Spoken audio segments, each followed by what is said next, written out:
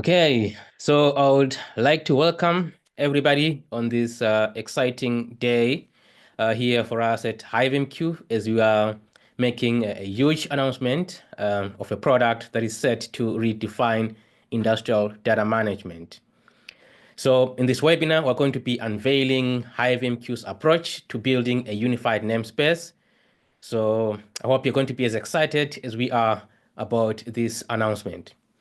So this session is going to be recorded, and the link to the recording will be shared with you as soon as it is available, and then you can watch that on demand. And if you have got any questions, please do post them in the Q&A section. Don't post them in the chat, and then we'll get to those questions towards the end of the session. Okay, so my name is Kudzai Manditereza. I'm a senior industry solutions advocate here at HiveMQ. And I do a lot of thought leadership material around the topics of industrial data management and the unified namespace. And so, as you can imagine, I've been dying to share this new groundbreaking approach with all of you. So I'm glad that we're finally here. Okay, so let's take a quick look at our agenda for today. So we're going to begin by briefly discussing the background of the unified namespace to kind of set the backdrop for introducing our new approach. And then we'll start to shake things up a bit as we discuss why an enterprise unified namespace requires more than just an MQTT broker. And then from there, we'll go into the product announcement. And then after that, we'll discuss in detail HiveMQ's approach to building a unified namespace using this new platform. And then finally, I'll do a live demo to give you a sneak peek into this new product. Okay, so let's begin by quickly looking at what manufacturers fundamentally need from a data management strategy in order to become successful with digital transformation. Now, as many of you know here who are really from the industrial world, the reality is that manufacturing data has been trapped in siloed systems, which makes it difficult really for you to get a clear picture, a complete picture of all your manufacturing operations. So breaking down these barriers is the first step toward a unified view of all the data across your manufacturing operations. And then this would be followed by the integration of this de-siloed data. Once you've de-siloed this data, you then integrate that data with IT systems in context in order for you to be able to generate insights that can actually drive the business outcomes. And at the same time, we've seen a lot of companies want to lay the foundation for AI with their data management strategy. Now, if you have been following the industrial data management trends for the past couple of years, 2 or 3 years, you'd agree with me that the unified namespace has become a widely popular data management strategy in manufacturing and also in other industrial sectors as well. And this is really largely due to the reason that the unified namespace effectively addresses these core needs that I just mentioned that manufacturers are looking for from a data management strategy. And because unlike the traditional approaches, which you can see on the left of this diagram, which in a way still preserve this legacy of tightly coupled architectures that ironically they propagate data silos instead of eliminating them. The unified namespace brings together information from both IT and OT systems into this single real-time data environment. And by creating this single source of truth through a decoupled architecture, the unified namespace simplifies integration and sets the stage for agility and scalability in generating meaningful business insights and addressing as many data use cases as possible. Now, again, if also you've been following the trends around the unified namespace, you would agree with me that MQTT has become the de facto protocol for implementation of the unified namespace. And there are a couple of reasons why that is the case. And these include MQTT's publish subscribe model, which inherently decouples data producers from consumers, and this is basically what manufacturers are looking for when they sort of like embarking on a process of onboarding brownfield equipment and kind of like bringing the data from those systems together with your greenfield equipment and also IT systems. So this idea that you've got all of these systems decoupled, it makes it easy for you to be able to bring all of these data together through this MQTT publish subscribe architecture. And also the flexibility of the topic structures. For those of you who are familiar with MQTT, you know that MQTT topics use this hierarchical representation. So this actually makes it easy to organize your data within your unified namespace, which enables semantic data access. So this is what a lot of manufacturers have found to be very compelling about the unified namespace, where you can actually define your enterprise hierarchy using the MQTT topic namespace.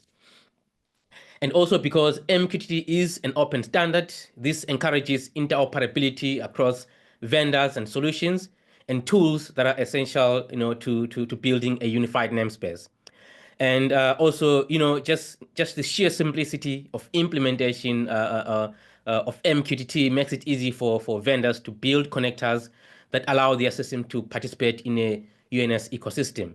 I mean, I've been in the industry for close to a decade now, discussing industrial IoT and things like that. And I have personally witnessed MQTT evolve from a protocol that is now found in a few PLCs and few systems to today, where almost every PLC that comes out today in any system is, supporting MQTT. And then that speaks to the, this ease of implementation. I've had some vendors that actually implement MQTT within a matter of days. So that actually has also contributed a lot to the adoption of MQTT, and as a consequence, having MQTT being at the forefront of the unified namespace. Now, as I highlighted in the agenda of this session, if the unified namespace is to become the backbone of digital transformation in manufacturing, then it needs to move beyond just MQTT. So I know that's interesting coming from an MQTT vendor like ourselves. Now, as you may know, HiveMQ is the leading MQTT platform. So we have got many customers and we've got a huge community of MQTT practitioners who are implementing the unified namespace using MQTT in a real world environment. And so what that does is that it really puts us in a unique position where we receive an incredible amount of feedback about what's working and what's not. And so we have been able to fuse that into our vision as a company. So as many of you that have been following us throughout this journey, you'd know that we have also been going through a learning experience. So being in a position where we're actually getting feedback directly from companies that are actually implementing this and kind of like giving us all of this knowledge base to be able to actually look and bring that back into our vision has been very interesting. So in fact, the product that I'm actually going to be announcing today has been built in collaboration with our partner customers, who are some of the largest industrial enterprises in the world.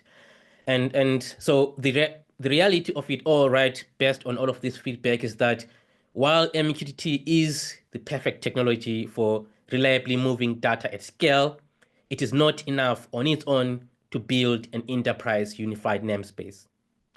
So let's take a bit of some time in the next few slides to talk about what are the requirements for building an enterprise unified namespace that we've learned about over the years.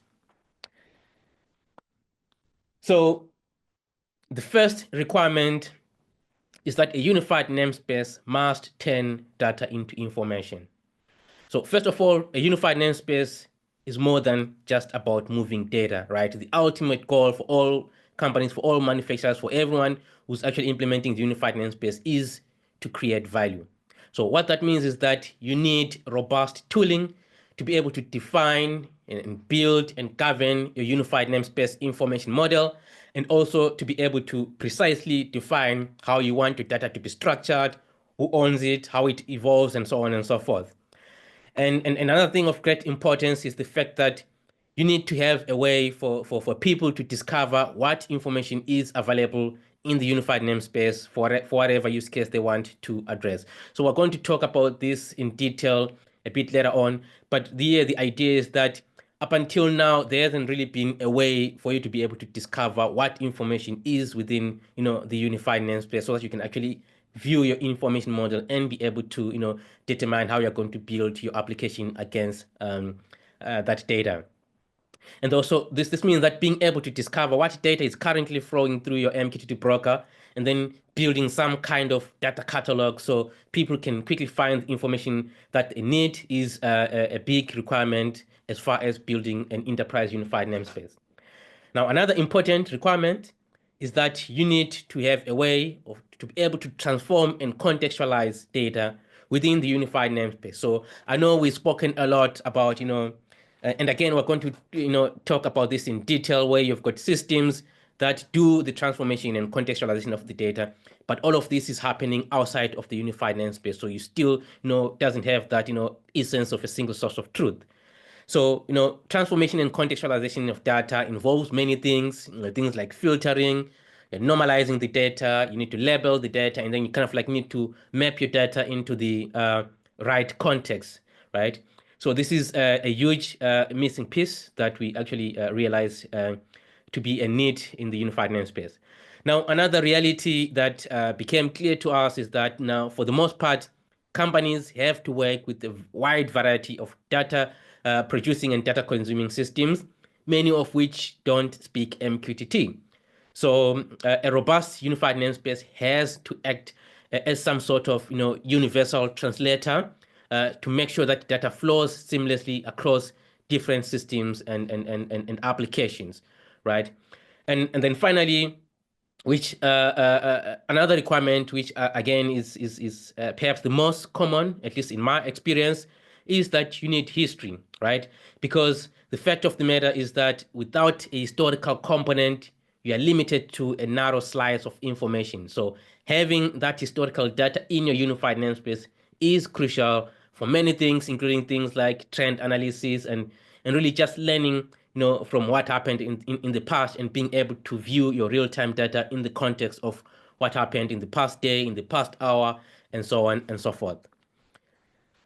Right. Another big requirement of a unified namespace that we've also kind of like put together as mandatory is this idea that unified namespace must turn information into insights. So now, once you've performed all the transformation, all the contextualization, and things like that, you now want to be able to move on to the next steps and turn that data into actionable insights.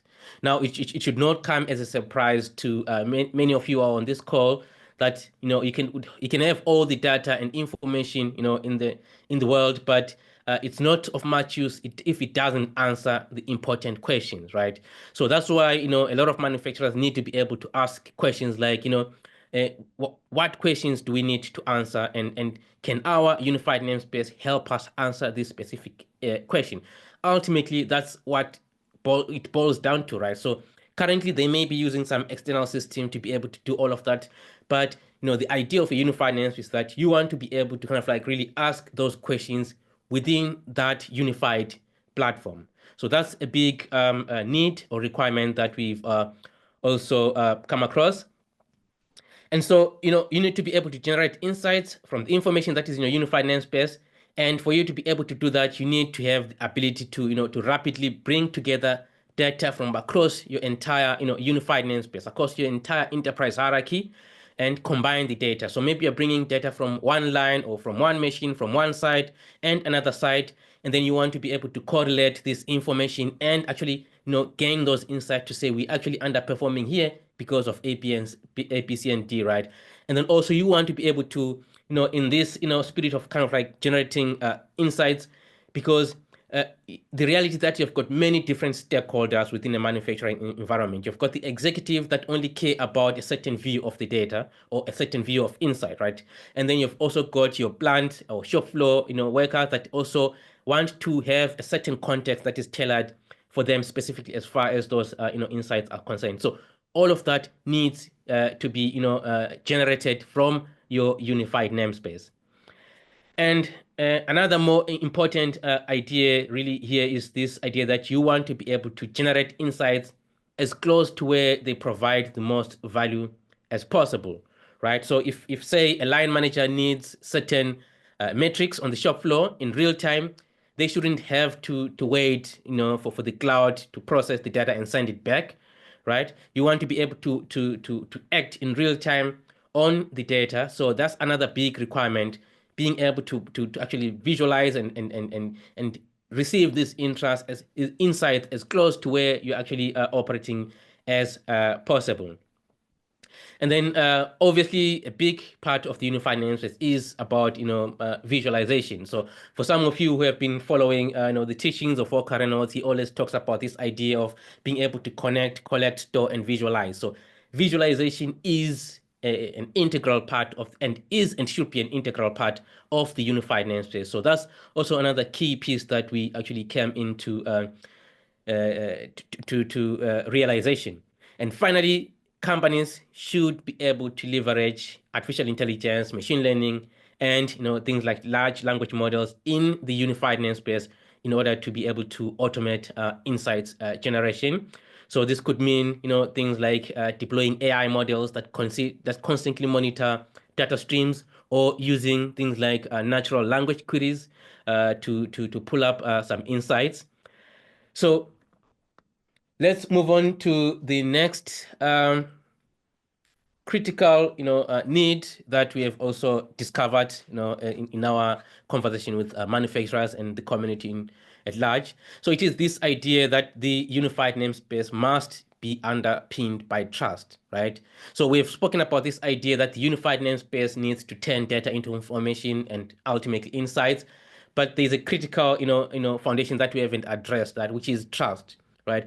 And I'm sure many of you who are on this call, if you work in an industrial environment, you'd agree with me that if people can't trust the system, they won't rely on it to make key decisions. And this really doesn't, not only apply in the industrial environment, but anywhere in any sector really. If you can't trust the system that is giving you that insights, chances are you're not going to use that system.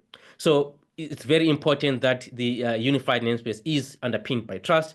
So first of all, the unified namespace must be secure by design, right? This means that you don't, bolt on, security after the fact. You architect your unified namespace in a way that puts security and data integrity front and center from day one, right?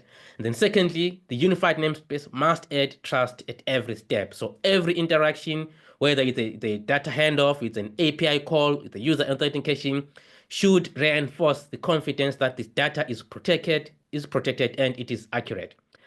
And also, the unified namespace needs to make it easy to keep the data secure, but at the same time, it should ensure that people are able to, or systems that need data should be easily access the data that they need, still within that security framework. And moreover, the unified namespace should work with existing systems. So this is also a huge requirement that we have, received from a lot of our customers that may have an already existing security infrastructure and then want to be able to seamlessly integrate with that. So the unified namespace by design should be able to work with whatever security infrastructure is existing at any given location. And lastly, but certainly not least, the unified namespace should make compliance with industry standard and regulations as straightforward as possible. So whether it's your ISO, FDA, and things like that, you must be able to kind of like really comply with those standards within the unified namespace.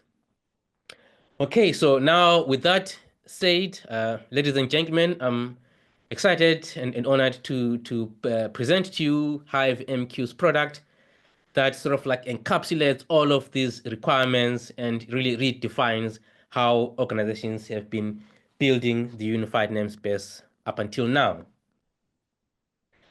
So I'd like to introduce you to HiveMQ Pulse, which is a next generation distributed data intelligence platform that is now available on private preview.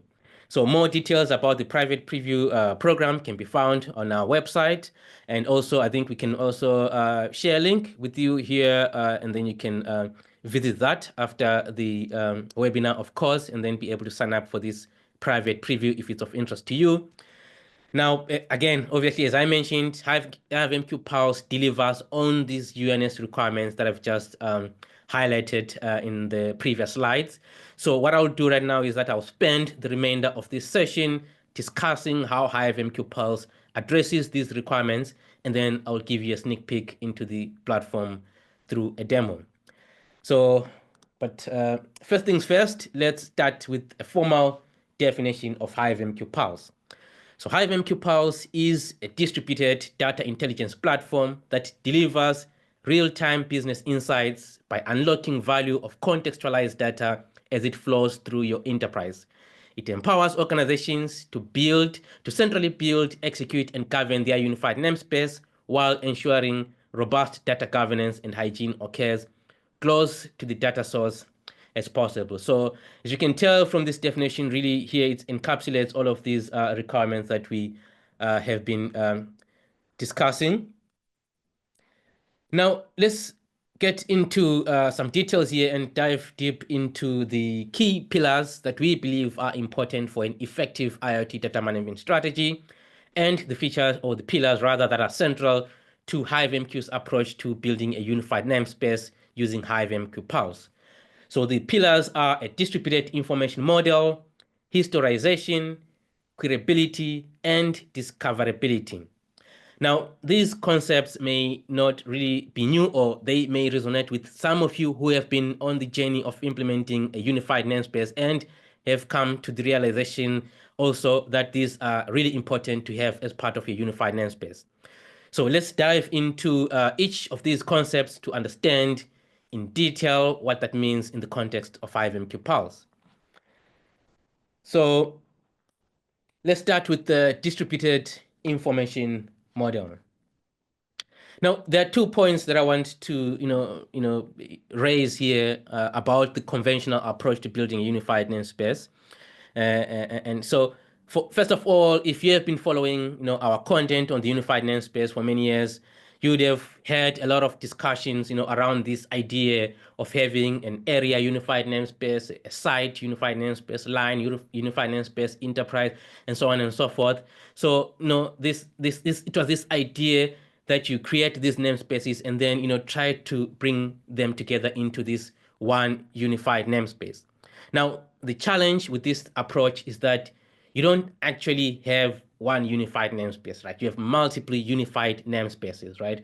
So you've got like these disjointed MQTT namespaces that are dynamically created, and you really have no way of governing and managing all these namespaces at an enterprise scale. And so this is really something that was a huge pain for a lot of our customers. So, what that means is that effectively what you call a unified namespace is a combination of multiple unified namespaces, right? And then secondly, you might have heard us talk a lot about the idea of consuming data from the unified namespace and performing some computational functions outside of the unified namespace, and then publishing that data back into the unified namespace after you've turned it into information, right? Whether we are contextualizing the data first and then pushing it back. So again, this means that you kind of like end up having a lot of compute infrastructure or resources that are outside of the unified namespace in a way. And also you've got no way really of governing all this computation that is happening outside of the unified namespace. Also, you've got no way of managing all of that information. Now, that being said, there is an important takeaway from these 2 points that I've highlighted about this conventional approach, and it is this profound acknowledgement that the industrial world is distributed by nature. That's why we've got all of these area line sites and things like that. And also it's also this acknowledgement that the value addition to data, or turning the data into information, is and should be an integral aspect of the unified namespace. So essentially what HiveMQ Pulse implements with unified namespace is the realization of these capabilities. All right, so now to explain how HiveMQ Pulse implements this idea of a distributed information model and by extension enables distributed data intelligence, I'll introduce this HiveMQ Pulse reference architecture. So HiveMQ Pulse consists of three key components. So we've got the Pulse server, which would typically be located in your data center, as you can see on the chart here to the right on this gray area. And also you've got the Pulse agent, which lives inside or alongside an MQTT broker. So you'll notice that each of the MQTT brokers here on this chart, and also the HiveMQ Edge property has got some Pulse setting icons. So that's indicative of a Pulse agent. And then we have got the Pulse client, which is a web application that provides an interface to your Pulse server. So the Pulse server, via the Pulse client, of course, provides you with that one place where you can define your one true unified namespace representing your entire digital enterprise. So essentially, it enables you to build out a hierarchical representation of your enterprise assets. And of course, you could use things like ISA 95 equipment hierarchy model that we've always been preaching about. So I'll show you what that looks like, what that information looks like inside of HiveMQ Pulse in the next slide. But the idea really here is that once you've built your namespace hierarchy, you can then identify or rather specify sources of data and metadata for all the different nodes within your information model or your hierarchy. So whether it's an MQTT input or output, then SQL database, or HTTP post, a data lake sync source, or things like that. You define your information model, you define your hierarchy, you define your nodes, and then you specify where is this data originating from within your unified namespace. And so we're going to talk a bit more about that shortly. Now, so for example, you could have MQTT as the source for your asset sensor measurements, and then you could also have your database or your SQL database being the source of the metadata for that a specific asset. So, and we're also going to really talk about why that is really critical when we discuss queryability later on in this session. Now, in addition, Pulse Server allows you to define and enforce rules against any point in your namespace hierarchy where you want to perform value addition. So we spoke about this idea that value addition exists outside of the unified namespace, but with the Pulse server, you're then able to define value addition within your unified namespace. So whether it's aggregation, transformations, and things like that. So I'm sure most of you who are familiar with implementation of the unified namespace have heard or even raised the question themselves where does the unified namespace actually live? So, well, the answer to that question is that the unified namespace lives on the HiveMQ Pulse server, right? And this actually even gets more interesting. So we've spoken about this idea that the Pulse server defines your information model and some rules and things like that. So, for example, you could specify that I want I want an aggregation of a data point at this specific work cell on this specific site, or give me the temperature of this specific from ambient temperature from this specific work cell and things like that. And I want to get database data from a database and so on and so forth. So you simply define all of those things, and then Pulse takes care of the rest of the execution of all those demands. So we're going to talk about that in detail. So, but as we kind of talk about this, clearly this requires some form of distributed intelligence for you to be able to execute, compute at different locations within your enterprise or within your unified namespace, as it were. So how does that work with HiveMQ Pulse? So to explain that, I'll bring this, first screenshot of HiveMQ Pulse. Right, so for distributed data intelligence, so if not already installed, an MQTT broker would be installed at a site or area location, or maybe if it's HiveMQ Edge, it would be installed at a line location. And each of those brokers would be represented as an agent. So if you still remember from the previous diagram, we've got icons that represent an agent. So each broker or each HiveMQ property is represented as an agent within HiveMQ Pulse. And then there's a definition of where they sit within that enterprise hierarchy. For example, if you look at my namespace hierarchy here on the screenshot, you can see that I have a HiveMQ central broker agent right here, which is defined as an agent in my information model. So I'm specifying to my information model that at this point, I want to be able to deploy an agent. So this is where you install your broker, and then you're able to install that as an extension within the broker, and then your MQTT broker then gains agency in a way, right? So when a broker that has been installed with this extension, or this HiveMQ Pulse extension starts up, so what it does, it identifies its area of responsibility, or rather its scope within the unified namespace where it needs to operate. So if you notice here, actually have another agent down here, which is a filling line edge agent. So this would be an agent that is responsible for that specific filling line, right? So now an agent is the job of the agent is really to execute on the instructions of the that have been defined within the Pulse server. So obviously the definitions will be done by many different people depending on their level of expertise, whether they're OT or IT people. They'll be able to define instructions. I need aggregation on this data point. I need an average. I need to calculate standard deviation on this, and so on and so forth. And then the agent is to be able to identify itself within the unified namespace and then be able to execute on these commands. So you're not specifically, or rather explicitly stating that I want a piece of compute, I want to use this compute logic here, and so on, so on, so forth. You just define what you want to do, and then HiveMQ Pulse sort of like takes care of the rest. Right. So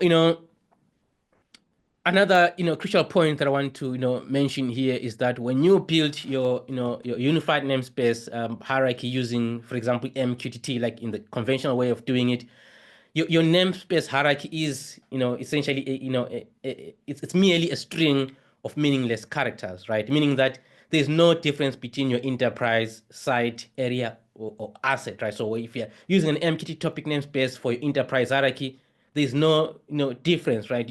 There's no way of telling that this is actually an area, this is a site, because it's all just a string of characters. On the other hand, all the nodes that you see on this information model are strongly typed, right? For example, my filler is of a type asset. I know this is an asset when I'm consuming this information, and Berlin in this case it's of type site. So I know this is actually a site when I'm consuming this information.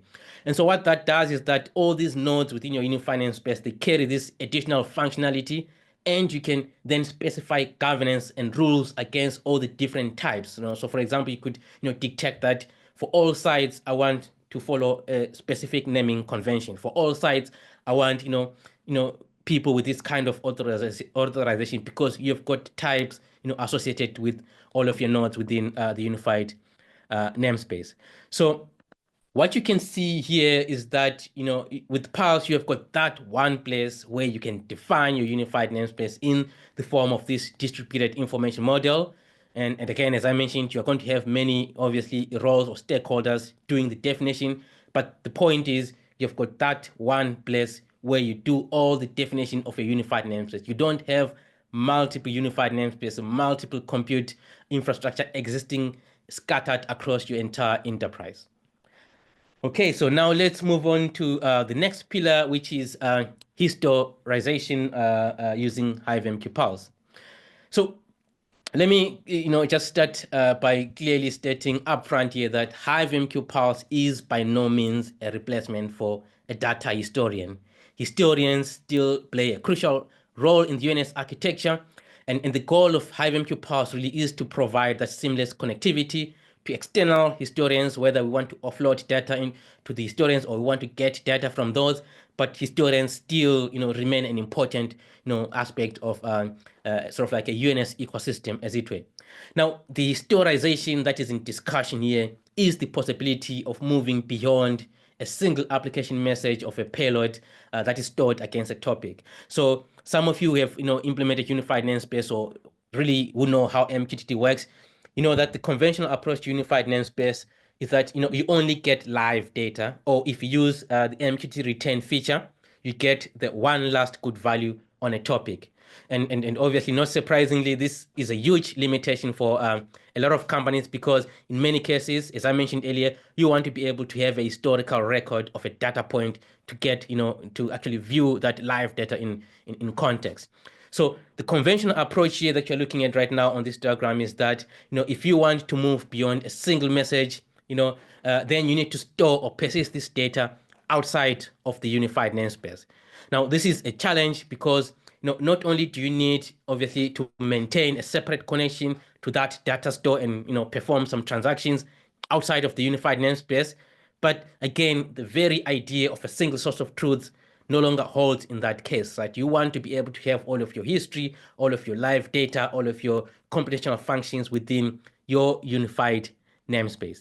So this is another area that HiveMQ Pulse set out to address. Now, so a key, aspect of HiveMQ Pulse, how do we actually, so as I mentioned, we're not replacing the historian, but how exactly are we solving this? Is that we are actually maintaining our own history for all the different nodes within the unified namespace.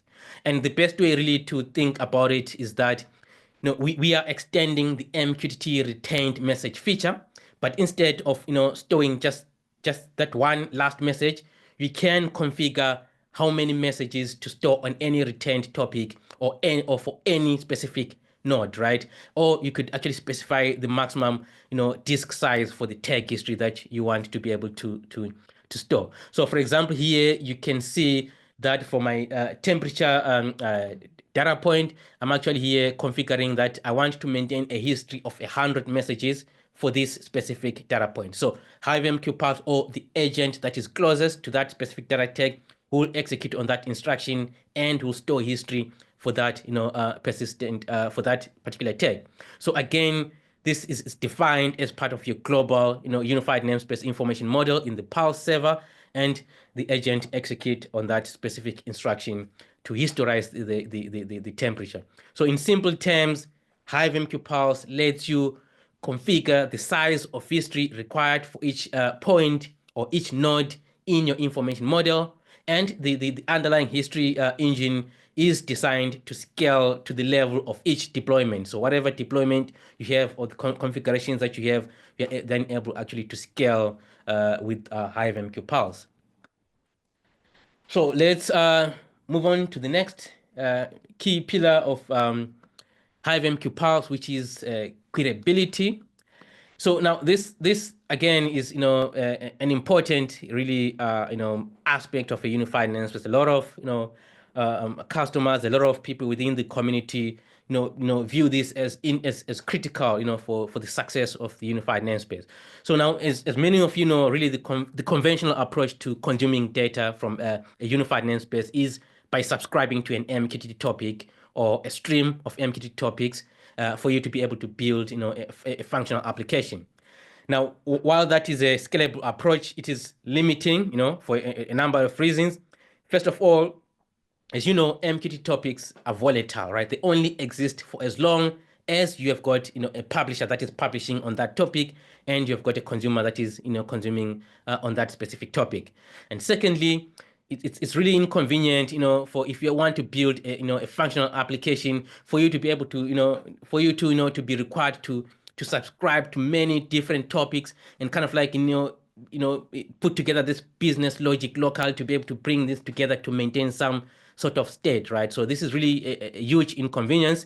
And also MQTT publishers are really at a liberty to publish data however they see fit, right? So if you are an application, you're consuming data, and say your needs or your use case changes, you still need to consume data in the way that it is being published. You can't change to suit the way that your use case is evolving. So that is a huge limitation for a lot of people.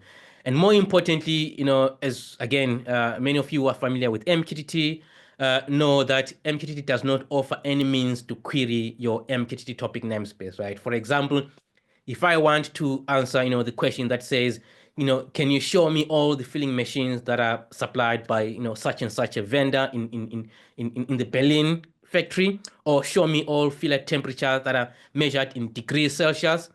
I can't do that with MQTT, right? Because I've got a limitation as to what wildcards I can use to access the information that I need. So let's discuss what how HiveMQ Pulse extends MQTT to allow for this idea of queryability. So I'm going to bring up this architecture again. So now if you remember from our earlier discussion, the HiveMQ Pulse namespace hierarchy does not rely on dynamically created MQTT topics, but rather from like a centrally defined information model that consists of all these strongly typed nodes, and these nodes that have got metadata definitions and so on and so forth. So instead of like the HiveMQ Pulse agents across your enterprise, they execute on the Pulse server instructions, and then when they expose, when they sort of like execute on the instruction, so whether the instruction is to get data from MQTT, map it to a node, get data from SQL Server, map it to a node, and also perform an aggregation and so on and so forth. So when an agent does all of that execution, what it does is that it then exposes an API to the Pulse server for all the nodes within the namespace hierarchy, which in turn enables you to be able to query your unified namespace because you're now querying against that API of your entire nodes, right? So, and in simple terms, HiveMQ Pulse gives you the ability to use an expressive query language to issue like a request response type of query to your Pulse server to get the data that you need joined and structured in the way that you want to be able to consume the data. So in the example that I mentioned earlier, so maybe right now you want to consume data in this specific manner.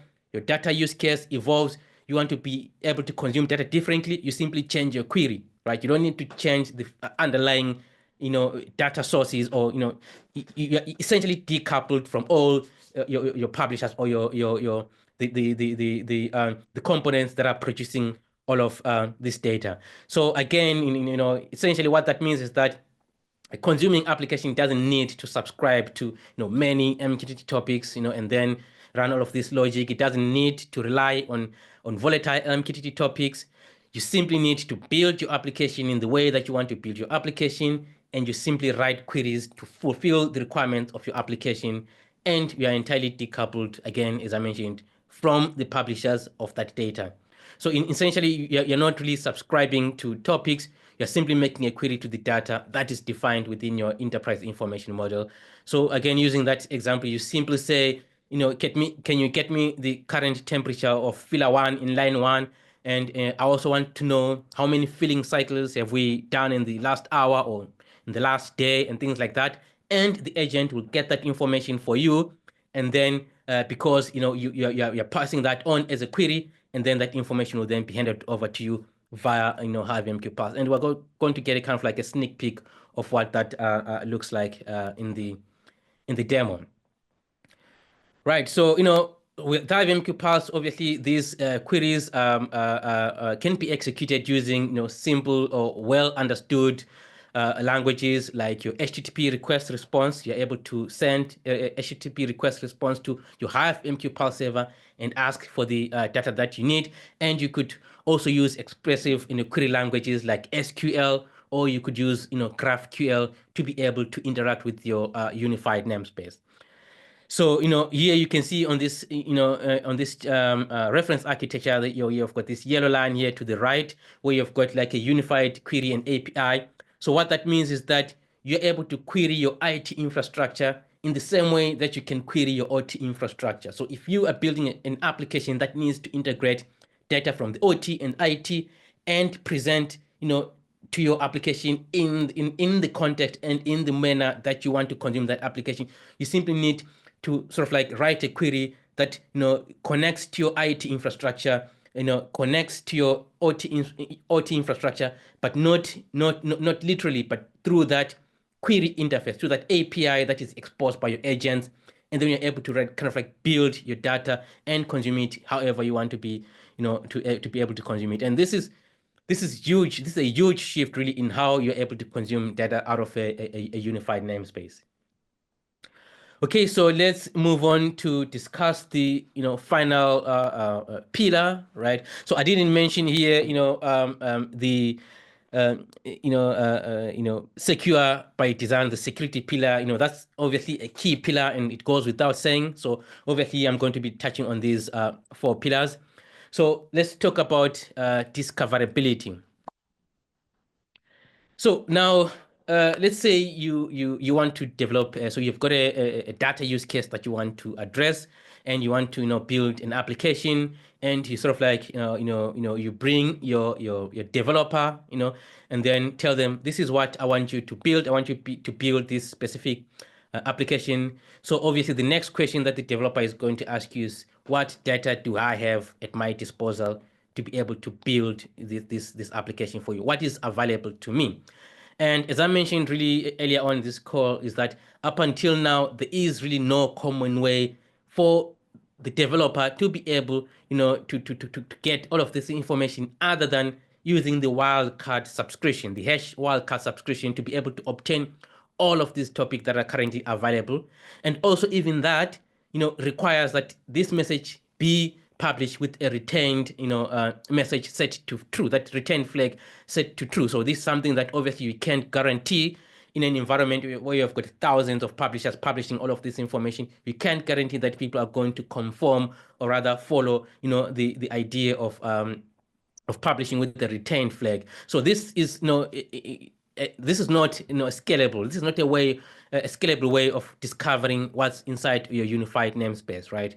So, and also you might have a situation where you have that information living, in some Excel spreadsheet, but there is really no way of telling what is actually flowing through a MQTT broker at any given moment, other than actually monitoring the traffic that is within the broker itself, and bringing it down. So let's talk about how HiveMQ Edge actually addresses, or rather HiveMQ Pulse actually addresses that idea of discoverability. So discoverability with HiveMQ Pulse is a feature that allows you to discover what topics are available and the structure of the information in those underlying topics. And so obviously with it comes automatic discovery of data types. So if you're publishing an integer or string or whatever you're publishing, HiveMQ Pulse is able to automatically detect all of these primitive data types, and be able to map them into your unified namespace information model. Or if you've got objects, you're then able to create templates, or what you could call UDTs, out of those, once you've been able to discover them from your unified namespace, right? So so what that means is that obviously for a lot of you who are already on this journey of unified namespace, you already have MQTT brokers deployed environment. So nothing changes really for you. So simply you install the extension into your MQTT broker or any HiveMQ property, and actually the agent can run as a standalone application. And once you install it, and then you use this discovery feature to be able to then discover all of this namespace, and automatically build out this information model that you saw earlier within your HiveMQ Pulse, and then be able to take advantage of distributed data intelligence. So as you can see on this screenshot here, you have an interface that allows you to be able to enter the information about the MQTT broker that you want to consume information from, and then just mention your subscription, and then you're able to get all of that information and then have it into your unified namespace. Okay, so I guess it's now time for the demo, so that you can just get a brief, quick sneak peek rather into what that looks like in the actual application. Okay, so just give me just let me know if you can see my HiveMQ Pulse console here. Just drop a message in the chat if you can see my console.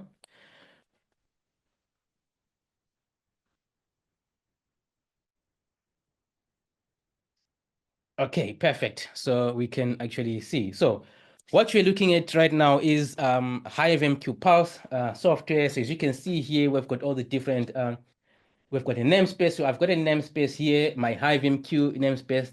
So this namespace, you can actually build it out within, the HiveMQ Pulse console itself, or you could actually import this as a JSON file, and you can actually also export this file. So if you notice here, I can actually export this out as a zip. So which means you can import it into another HiveMQ Pulse console. So what you're looking at here is the HiveMQ Pulse client that is connected to the server, and I'm pulling out all of this information model, and then I'm able to obviously build out the information model in the way that I want to be able to do it.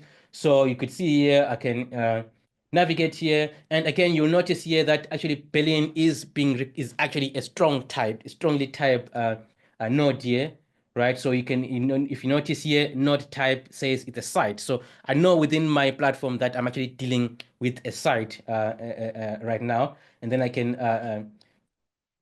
navigate my unified namespace. And this also obviously may seem familiar to you, this idea of a ISO 95 equipment hierarchy, where you're really building out your enterprise architecture.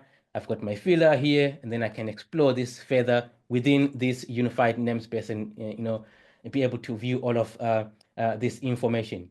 So again, as I mentioned here, so if I want to be able to, create a new node within filler here, so I've got my filler currently enabled, and then I can come into new here, and then I can specify, so what do I want to create here? Do I want to create a tag?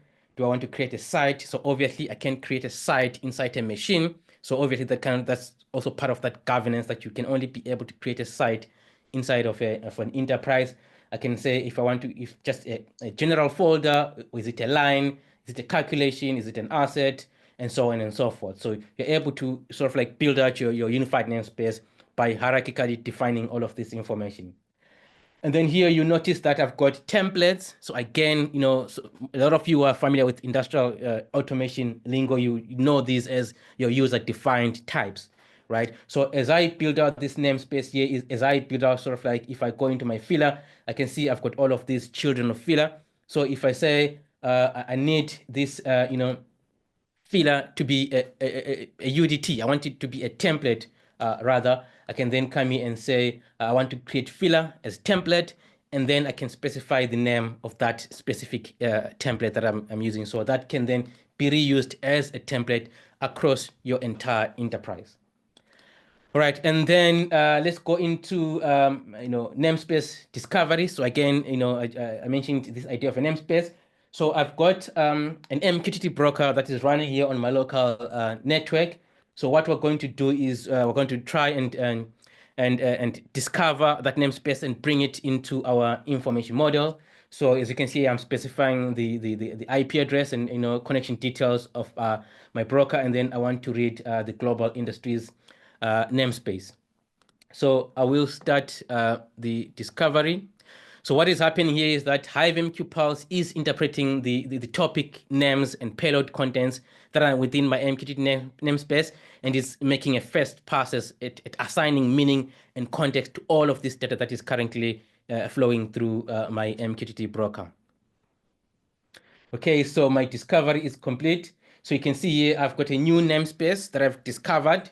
And then if I go here, I can see this is a global industries, Munich, and then I can see, so again, you notice Munich has been actually recognized as a site. So I'm actually taking your vanilla MQTT unified namespace, and then by simply discovering, I can I can actually detect that this is actually of type of site type, right? And then I go into my press shop area, and then you can start to see all of this namespace that I'm discovering. And then I can view my press stations, and then inside my cycle data, I can see all of this information. So let's see if we can actually get all of this going. Right. So while we still, await to get all of that information within our data, let's look at another, key capability. So, for example, here I've got a temperature data point, right? So I've got this temperature data point that is within my namespace. So it's actually here in my Berlin. So I'm actually using this as a sort of like a sort of like a shortcut, right, to quickly go to my namespace. But you could actually navigate to it from this as well. So this is the temperature data point. So that has been defined, centrally in the unified namespace, right? So as you can see here, all of this information, if I know this is a tag type, and then if I go into advanced settings, you could see this is where I'm specifying my history. I want to be able to historize this. And then here I'm also specifying aggregations. I want to be able to, I want whatever agent is responsible for this to calculate for me mean, max, average, standard deviation, and the count of these messages based off of the history. And I've got labels, so I can label the data. So I've got label that say this is unit is Fahrenheit. I've got the label that specifies the ID. So you can actually, assign labels around your sort of like your nodes. So that when you query it, you can actually query against a node. So you can say, I want all temperature data points that have units that are Fahrenheit. So I've got this as a label. So I have all of this information as the metadata within my unified namespace. So I'm able to, in a way, discover all of this information. So now if we go back here, so in this case, I'm the engineer. I'm responsible for, defining this within the unified namespace. And I know this information, is in degrees Celsius, but I know that downstream, this information is going to want to be, consumed as Fahrenheit. So what I've done is I've defined a script. So I've sort of like, in a way, I've pointed a script. I've assigned rather, or I've associated this specific node with a script. So if we go into our script, Celsius to Fahrenheit, if we go into our scripts here, you can see what our script does. It does that conversion from Fahrenheit from Celsius into Fahrenheit. But you notice here that I'm not in any way specifying that I need this specific piece of compute to be able to execute on this conversion. I'm simply defining on the unified namespace itself. I'm defining the information model, and then I'm defining that I want to get a conversion at this specific point, and that's it. The Pulse server itself figures out how to execute on that through this, Pulse agent ecosystem. So if we go back to our temperature data point, so I can actually view this temperature data point. So I've got traffic that is currently flowing through, as you can see. So here I've got an original value, and I've got a derived value that is, as a result of this specific calculation, or this specific conversion rather. So another thing that I want to show you here is agents. So as you can see, if I go into my agent tabs, you can see I've got all these different agents, right? So currently we've got 3 of these, active. So I've got these MQTT brokers that have been, installed with an MQTT extension, and they're, sort of like acting as sort of like, in a way, a source for data for my information model through this HiveMQ agent. Right, so if I go back to my, so let's quickly go back here. So, I showed you that, you can actually read a single data point, but in many cases, you don't really want to, view a data point in isolation. We mentioned this idea that you want to be able to query your data. So I could actually look at the whole object or the whole filler that has got all of these properties within it. And then here I can say view instance. And then if I view instance, I can get all of this information. So as you can see, all of this data that I specified, the minimum, max, standard deviation is part of that, what you could call a digital twin of that filler under the temperature property. So obviously currently right now I'm using the HiveMQ Pulse console to be able to get this information, but you will be able to use the query language, a query language from your application to be able to request something as complex as this, to say, I need a digital twin of my filler right now. So they need to give you all of this information that is configured against the filler. Right, and then just quickly, another thing that I want to show you here, that you are able to also, not just do view data or view information, you're able to get insights. So I've got also a folder here that has got my line performance metrics. So here you'll notice that I've got availability. So I've got OEE, right, which is actually a calculation. It's a type. It's an actual type, which is a calculation, and it's actually a result of merging different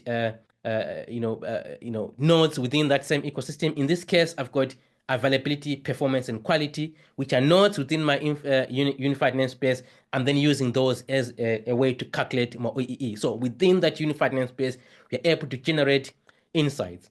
And then lastly, quickly, you're able to also not just turn data into information into insights, but you're able to visualize that information within your unified namespace. So here you can see I'm visualizing all of this telemetry, and I'm visualizing the performance of my line, and I can actually view, the overall equipment effectiveness. So, unfortunately, there's been a lot to unpack here, and I didn't have a chance to, to leave a few minutes for questions. So I'm not sure how many questions we can be able to answer in a minute. But as I mentioned, really, this is on private preview. So all of those who are interested in learning more about HiveMQ Pulse, so feel free to